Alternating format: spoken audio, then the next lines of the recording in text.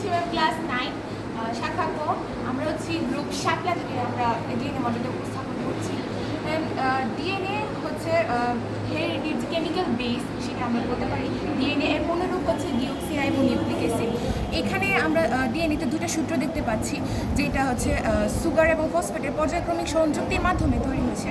এখানে যে আমরা এই সবুজ অংশটা দেখতে পাচ্ছি সেটা হচ্ছে এডিনিন, এবং এটা হচ্ছে হলুদ অংশ যেটা সেটা হচ্ছে থায়ামিন। এডিনিনের সাথে থায়ামিন যুক্ত হচ্ছে দুইটা হাইড্রোজেন বন্ডের মাধ্যমে। এখানে যে লালটা সেটা হচ্ছে গুয়ানিন, আর এটা হচ্ছে সাইটোসিন। এরা দুজন হচ্ছে তিনটা হাইড্রোজেন বন্ডের মাধ্যমে যুক্ত হয়েছে।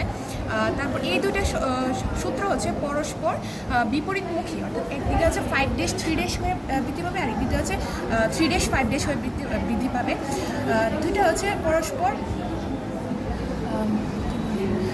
এই যে এক ভাঁজ আছে না, এই প্রত্যেকটা ভাঁজের মধ্যে গভীর খাঁজ এবং অগভীর খাঁজ দুইটাই থাকে। এক